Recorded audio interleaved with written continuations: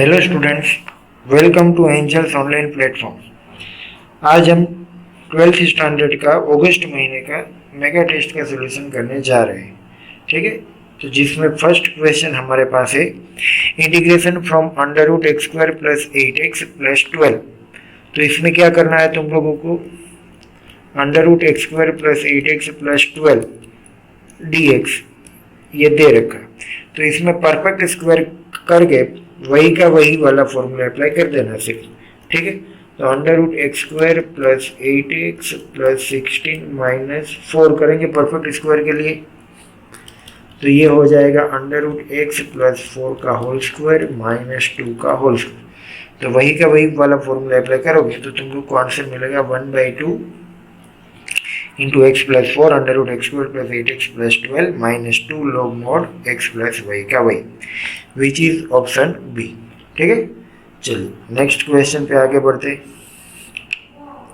Next question हमें दे रखा है integration 2x minus 5 under root में x square minus 4x plus 3 dx।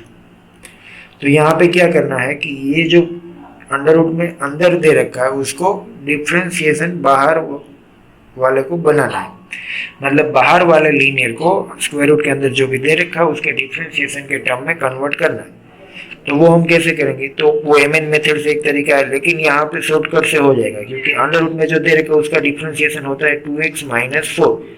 तो बाहर जो दे रखा है उसको लिखेंगे 2x minus 4 minus 1 under root X square minus 4x plus 3 dx। और ये जो under root X square minus 4x plus 3 है उसको 2x माइनस 1 एंड माइनस 1 दोनों को सेपरेटली मल्टीप्लाई कर देंगे और लिख देंगे X square minus 4x plus 3 power 1/2 into 2x minus 4 dx minus integration under root X square minus 4x plus 3 dx। तो ये जो फर्स्ट है वो तो कुछ बन गया एफ ऑफ एक्स की power n into F dash x, तो उसका इंटीग्रेशन होता है एफ ऑफ एक्स की power n plus 1 upon n plus 1। And जो दूसरा दे रखा है उसका इंटीग्रेशन अभी अभी हमने जो ऊपर किया उसके हिसाब से परफेक्ट स्क्वायर में कन्वर्ट करने के बाद वही का वही वाला फॉर्मूला, तो वो अप्लाई करोगे तो तुम लोग को यहाँ पे जो स्क्रीन पे दिखा रहा हूँ वो फाइनल आंसर मिलेगा 2/3 x square minus 4x plus 3 power 3/2 वाला। क्लियर, चलिए नेक्स्ट क्वेश्चन में आगे बढ़ते। नेक्स्ट क्वेश्चन दे रखा है 1/x minus 3 under root x plus 1 dx। तो हमें पता है कि जब भी इंटीग्रेशन 1/लीनियर और अंडर रूट में भी लीनियर हो तो अंडर रूट के अंदर जो दे रखा है उसको मानना है टी स्क्वायर। तो यहाँ पे क्या करेंगे, x प्लस 1 को मान लेंगे टी स्क्वायर, तो dx हो जाएगा 2t dt and x minus 3 जो है वो हो जाएगा T square minus 4।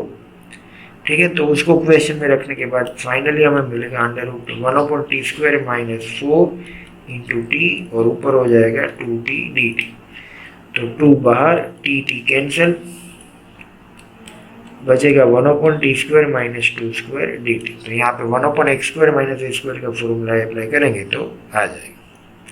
Clear, next question number 4 जो दे रखा है उसमें क्या है, integration 1/1 plus 3 sine square X dx। तो इसमें ऊपर नीचे कोस स्क्वायर एक्स से डिवाइड करेंगे हम, तो हमें मिलेगा sec square X upon sec square X plus 3 tan square X dx। फिर डिनोमिनेटर में जो सेक स्क्वायर एक्स है उसको टेन स्क्वायर में लिख दे, तो उसको 1 प्लस टेन स्क्वायर एक्स लिख दे, तो फाइनली बन जाएगा 1 sec square X upon 1 plus 4 tan square X dx। फिर 10x को t मानो, sec square X dx is equals to dt and integration 1/x square plus a square का formula बन जाएगा। क्लियर, नेक्स्ट क्वेश्चन नंबर 5 में दे रखा है dx upon 1 plus cot x dx। तो इसमें क्या है, तो कोट को साइन कोस में कन्वर्ट करोगे तो फाइनली तुम लोग को मिलेगा sine x upon sine x plus cos x, उसको मैं लिख रहा हूँ कोस x plus sine x dx। और यहाँ पे अगर मैं आगे लिख दूँ 0 टाइम cos x, तो ये कुछ a cos x plus b sin x upon c cos x plus d sin x का फॉर्मूला बन जाएगा।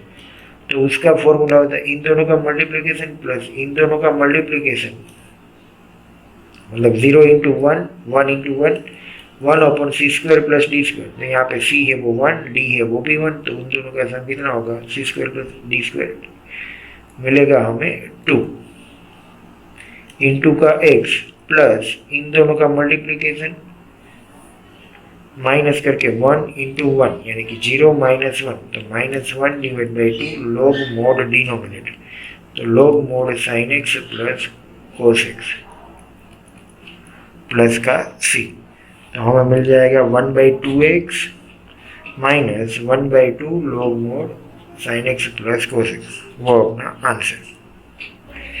चलिए नेक्स्ट क्वेश्चन नंबर 6 में दे रखा है integration 2x square plus 3 upon x square minus 1 into x square plus 4 is equals to, ये दे रखा है। तो इसमें हमें a एंड b की वैल्यू फाइंड करनी है। तो कैसे करेंगे, ये पार्शियल फ्रैक्शन से करेंगे। पार्शियल फ्रैक्शन में अभी यहाँ पे देख सकते हैं कि ऊपर नीचे दोनों जगह पे सिर्फ एक्स स्क्वायर वाला टर्म है, ना ही तो कहीं पे एक्स वाला टर्म है या तो एक्स क्यूब वाला।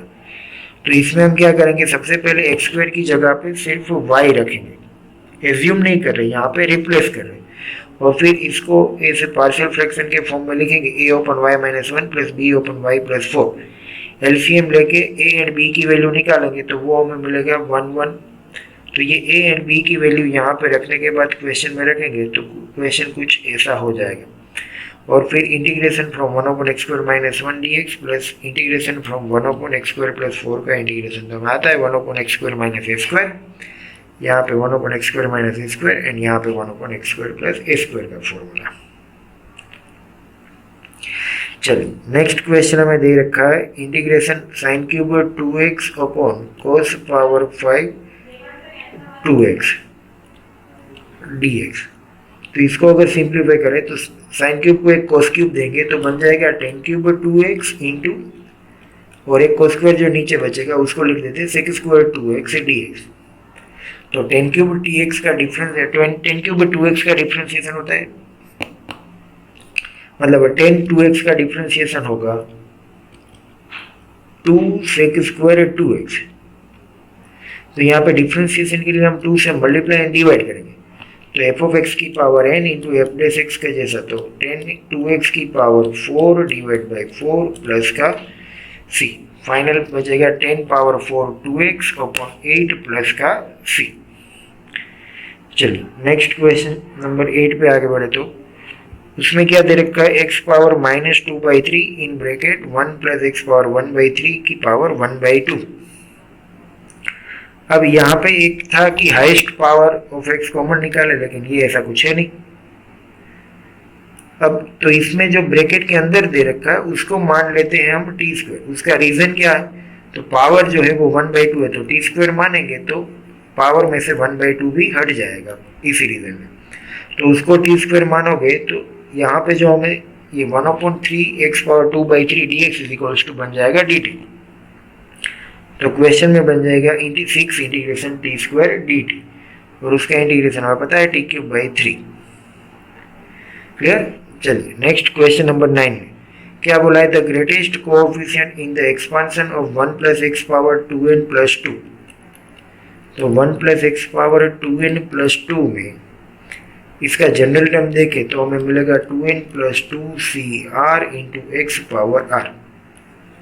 तो ये जो होता है वो है कोएफिशिएंट। तो इसकी वैल्यू मैक्सिमम कब होगी, जब यहाँ पे r, अब n जो है ऊपर 2n plus 2 which is even, तो जब n इवन होता है तब 2ncr की मैक्सिमम वैल्यू होती है 2ncn, मतलब कि जब r की वैल्यू n/2 हो तब।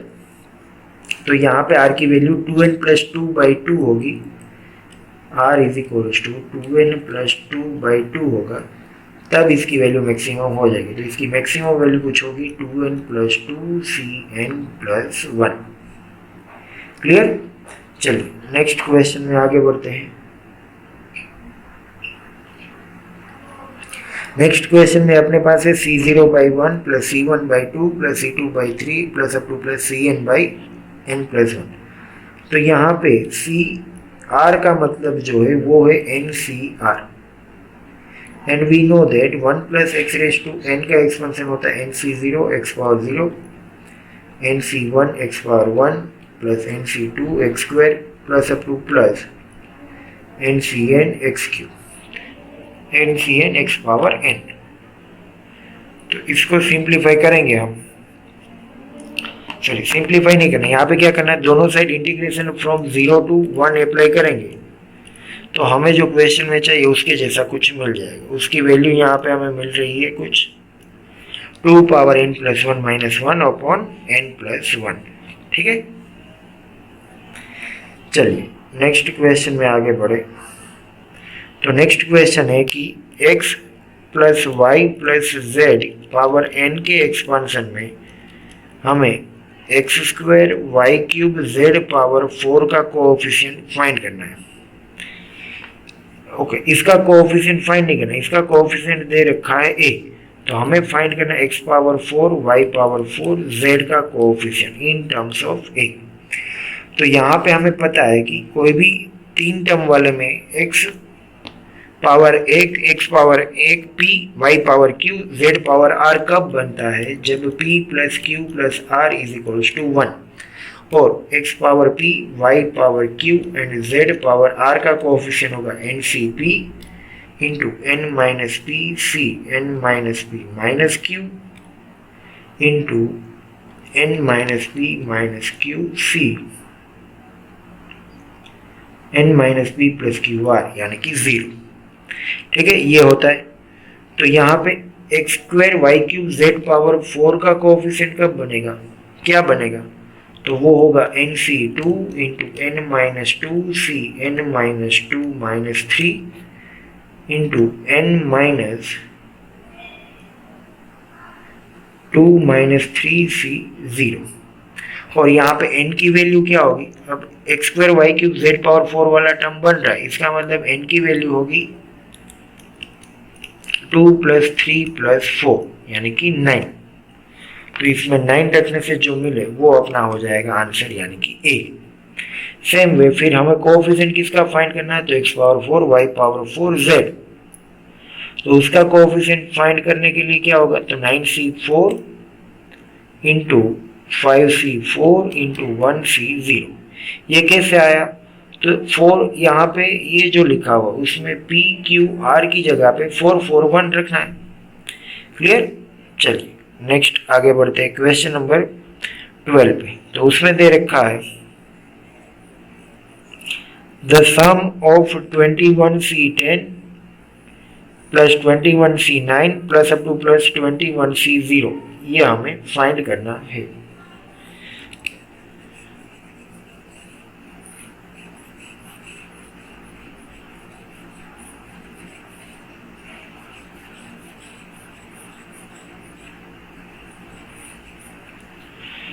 तो ये जो हमें चीज फाइंड करनी है उसमें वी नो दैट कि 21c0 21c1 21c2 से लेके 21c21 का सम होता है 2 पावर 21, जो यहाँ पे हमने लिखा हुआ है ये। अब उसमें ये 0 से लेके 10 का एंड 11 से लेके 21 का सम इक्वल होगा, क्योंकि n इज ओड, तो ये दोनों इक्वल होगा। तो एक की हमें वैल्यू चाहिए, तो इसके बराबर भी वही लिख देते हैं 21c0 से लेके 21c10, तो ये हो जाएगा 2 टाइम्स। तो 2 टाइम्स 21c0 से लेके 21c10 की वैल्यू है 2 पावर 21। तो यहाँ से ये 2 को सामने नीचे भेज दो, तो 2 पावर 21 अपॉन 2 बन जाएगा 2 power 20, which is our answer. Clear, चलिए नेक्स्ट क्वेश्चन में क्या दे रखा, in the expansion of x³ - 1/x² power 15 the constant term is. तो इसके एक्सपांशन में हमें कांस्टेंट टर्म फाइंड करना है। तो इसके एक्सपांशन में कांस्टेंट टर्म फाइंड करना है तो क्या होगा, कुछ नहीं, इसमें सिर्फ जनरल टर्म लिखो। जनरल टर्म को सिंप्लीफाई करने के बाद x की पावर यहाँ पे जो मिल रही है विच इज 45 - 3r - 2r, उसको 0 कर दो, तो r की वैल्यू मिलेगी 9। r की वैल्यू मिल रही है 9, यानी कि 10th term is a constant term है ना, कांस्टेंट टर्म फाइंड करना है तो ये जनरल टर्म है, आर की जगह पे रख देना है 9, तो हमें मिलेगा -15C9, और -15C9 को हम लिख सकते हैं -15C6। क्लियर, तो -15C6 इज अवर आंसर। चलिए नेक्स्ट क्वेश्चन में क्या दे रखा है, the values of a for which both the roots of the equation this lie between 0 and 1। Okay, यहाँ पे जो इक्वेशन दे रखा है, अब एक्स स्क्वायर का कोएफिशिएंट यहाँ पे 1 नहीं है, तो हमने बताया था कि पहले एक्स स्क्वायर का कोएफिशिएंट 1 बनाओ, लेकिन इस क्वेश्चन में देखने जाए और डिस्क्रिमिनेंट की वैल्यू निकाले तो डिस्क्रिमिनेंट की वैल्यू मिल रही है 4 which is constant and positive greater than 0। तो इसका मतलब इस इक्वेशन के दो डिफरेंट रूट हो गए। ठीक है, अब d ग्रेटर देन 0 ऑटोमेटिकली है, तो वहां पे कोई कंडीशन अप्लाई करने की जरूरत नहीं है। अब हमें बोला है कि दोनों के दोनों रूट 0 से 1 के बीच में होने चाहिए, तो दोनों के दोनों रूट 0 से 1 के बीच में होने के लिए ग्राफ कुछ बनेगा ऐसा, अगर 1 minus a square greater than 0 है तो, और 1 minus a square greater than 0 है ऐसा हम मान लें, और 1 माइनस ए स्क्वायर से डिवाइड कर दें, क्योंकि 1 जो है वो सिर्फ एक ही ऑप्शन में सी में, ए एंड बी में नहीं है। तो फिर देख लेते हैं कि ए एंड बी वाला नहीं आता तो फिर सी चेक करेंगे। तो 1 minus a square greater than 0 है ऐसा अभी हम मान लेते हैं, और ये लेस देन 0 होगा तो क्या होगा, a greater than, okay, option A and option B में दोनों में ए ग्रेटर देन 1 है, इसका मतलब 1 माइनस ए स्क्वायर जो है वो लेस देन 0 है। तो 1 माइनस ए स्क्वायर से पहले पूरे इक्वेशन को डिवाइड कर देते, तो हमारा कुछ क्वेश्चन ऐसे बन जाएगा, x square upon 1 minus a square plus 2ax upon 1 minus, sorry x square ही सिर्फ बचेगा, अपॉन 1 माइनस ए स्क्वायर नहीं आएगा, plus -1 upon 1 minus a square is equals to 0। इसको लिख लेते हैं 1 अपॉन ए स्क्वायर माइनस 1, और इसको लिख लेते हैं -2ax upon a square minus 1 and x square is equals to 0। तो ये इक्वेशन मिलेगा हमारा। अब इसमें value of function at point 0 and 1 निकाल लेते हैं, तो 0 एंड 1 दोनों के पास फंक्शन की वैल्यू होनी चाहिए पॉजिटिव, तो इसमें अगर x की जगह पे 0 रखे तो मिलेगा 1 अपॉन ए स्क्वायर माइनस 1, इसको क्या होना है पॉजिटिव। तो ऑप्शन में देखने जाए कि 1 अपॉन ए स्क्वायर माइनस 1 कब पॉजिटिव होगा, तो ए एंड बी दोनों के लिए सही है, सी के लिए ये ऑलवेज सही नहीं है, यानी कि सी ऑप्शन हमारा कट जाएगा। लेकिन अब ए एंड बी के लिए चेक करना है, तो 0 के पास तो हमने पॉजिटिव ले लिया, फिर 1 के पास भी पॉजिटिव ले लेंगे, तो 1 plus 2a upon 1 minus a square plus 1 upon, sorry 2a upon a square minus 1 plus 1 upon a square minus 1 is greater then 0। तो इसको ग्रेटर देन 0 करोगे तो ऑप्शन बी तुम लोग का कैंसिल हो जाएगा, क्योंकि अगर ए की वैल्यू 1.5 है तब ये यहाँ पे जो दे रखा है वो नेगेटिव बनेगा, इसलिए a is our answer. Clear, चलिए बढ़ते हैं नेक्स्ट क्वेश्चन पे। The sum of all the values of m for which x1 and x2 of the root quadratic equation x square minus 2mx plus m is equals to 0 satisfies the condition. अगर x1 and x2 given equation के रूट है तो सम of root यानी कि x1 plus x2 होगा minus b by ए यानी कि 2m, and product of root यानी कि x1 इंटू x2 होता है c बाई ए यानी कि m। तो x1 plus x2 and x1 x2 की वैल्यू मिल जाए, और फिर हमें जो फाइंड करना है, ओके, m की ऐसी वैल्यू फाइंड करनी है जो गिवन कंडीशन को सेटिस्फाई करे। तो x1 cube plus x2 cube is equals to x1 square plus x2 square.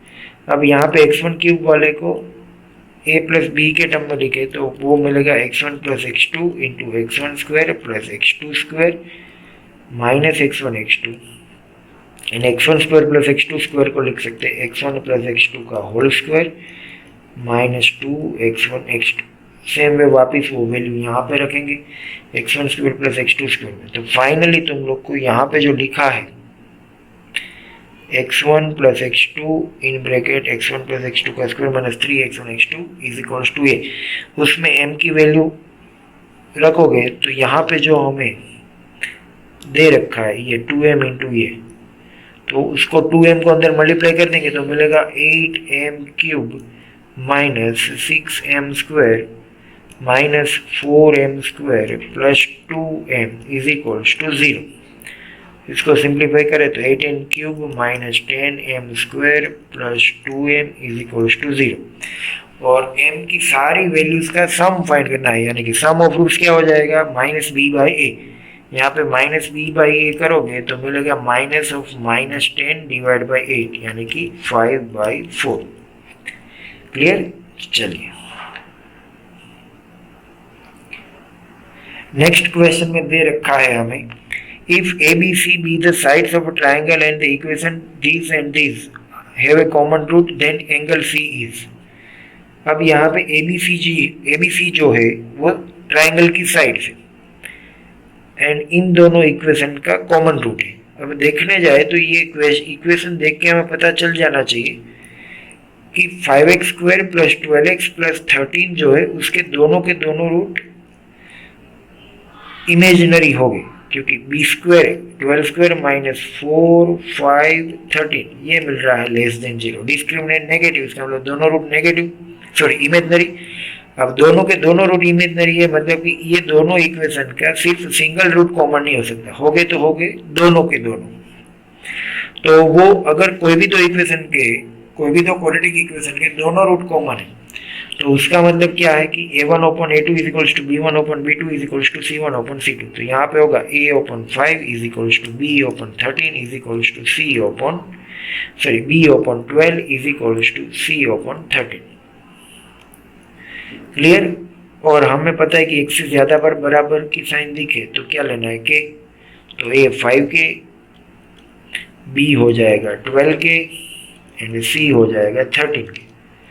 तो 5 12 13 देख के हमें कुछ लग रहा है कि राइट एंगल ट्राइंगल की साइड्स हो सकती है ये ABC, जिसमें C जो है वो सबसे बड़ी साइड है। इसका मतलब C के सामने वाला एंगल C है वो कितना होगा 90। क्लियर? चलिए नेक्स्ट क्वेश्चन पे आगे बढ़ते हैं। यहाँ पे हमें दे रखा है cos inverse P by a plus cos inverse Q by B is equals to alpha. तो यहाँ पे ये जो एक्सप्रेशन दे रखा है उसकी वैल्यू फाइंड करनी है। अगर हम यहाँ पे cos inverse x plus cos inverse y is equals to alpha हमारे पास जो है उसमें cos inverse x plus cos inverse y का जो फॉर्मूला अप्लाई करें, cos inverse xy minus under root 1 minus x square into under root 1 minus y square is equals to alpha. फिर cos inverse को सामने भेजो कोस अल्फा और simplify करोगे तो कुछ मिलेगा तुम लोगों को ऐसा। फिर P Q by A B को लेफ्ट साइड लेके दोनों साइड स्क्वायर करना है तो फाइनली हमें मिल जाएगा p square by a square plus q square by b square minus 2 p q upon a b cos alpha is equals to sine square alpha. तो और answer is sine square alpha. Clear? Next question दे रखा है tan inverse y z open r x plus tan inverse z x open r y plus tan inverse x y open r z. Okay, इसकी value हमें find करनी है where r square is equals to x square plus y square plus z square। अब यहाँ पे tan inverse x plus tan inverse y plus tan inverse z मान ले तो सॉरी मतलब tan inverse x plus tan inverse y plus tan inverse z में ऐसा है, ऐसा मान लेते हैं। तो पहले tan inverse x plus tan inverse y में और उसका जो tan इनवर्स मिले यहाँ पे जो भी मिले उसका tan इनवर्स z के साथ फॉर्मूला अप्लाई करोगे तो फाइनली तुम लोग को मिलेगा ये tan inverse x plus y plus z minus x Y z upon 1 minus x y plus y z plus z x जैसा होता है। उसको सिंप्लीफाई करने पे यहाँ पे जो लिखा है वो मिलेगा।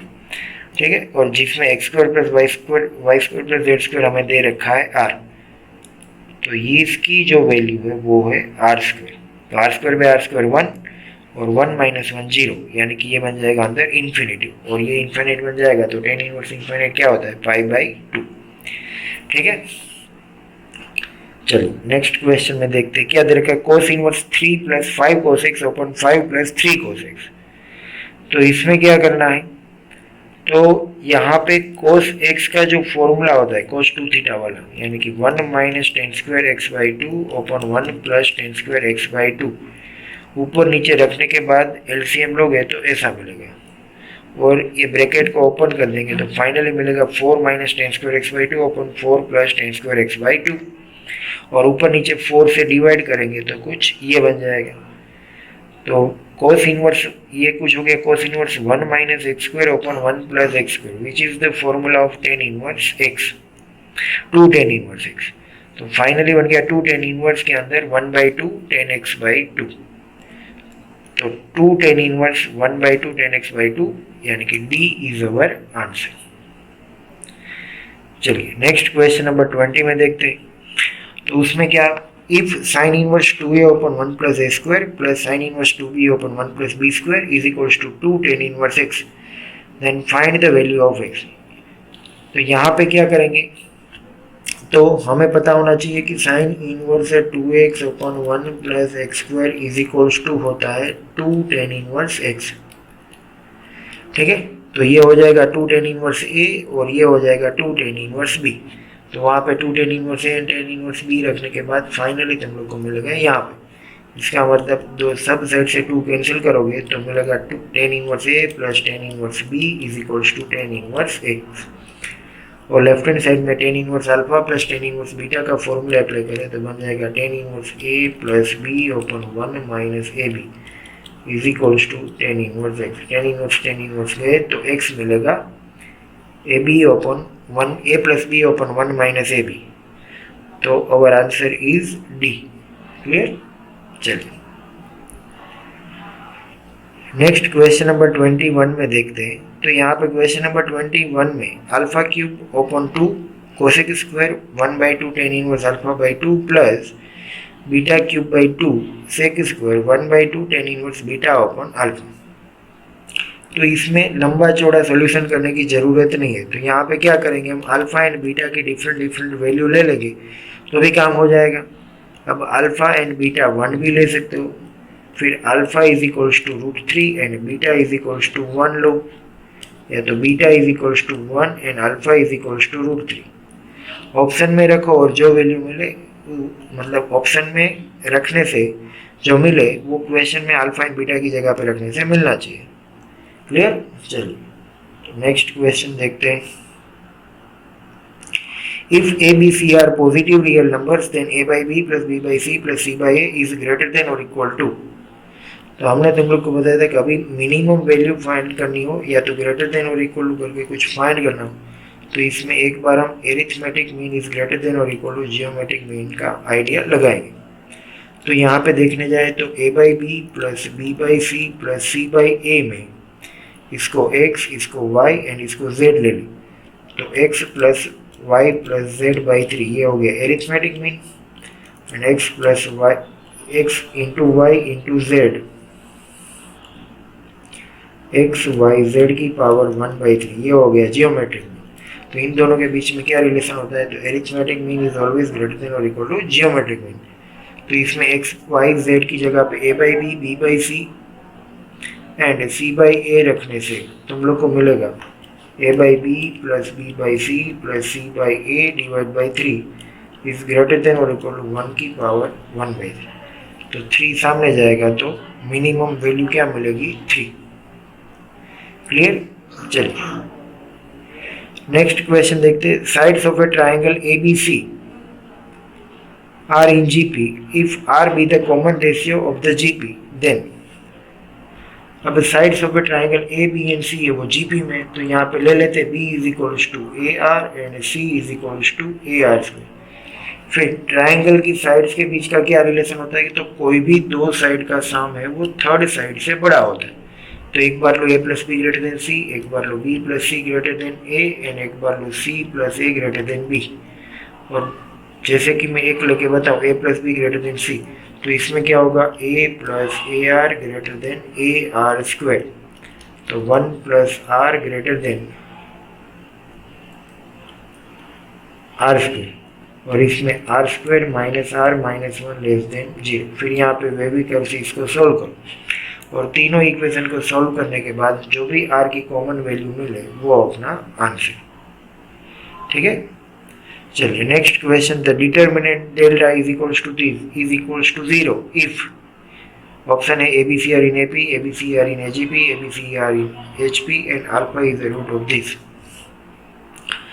तो अगर हम यहाँ पे देखने जाए तो A alpha plus B C alpha plus C, तो इसमें हम क्या कर सकते हैं कि अगर ये जो फर्स्ट कॉलम है उसको अल्फा से मल्टीप्लाई करके यहाँ पे ऐड करेंगे तो ये A22 and A23 element, A22 A23 element and A13 element जो है वो बन जाएंगे इक्वल, और फिर उन दोनों को एक दूसरे में से सब्ट्रैक्ट करेंगे तो 2 0 मिल जाएंगे।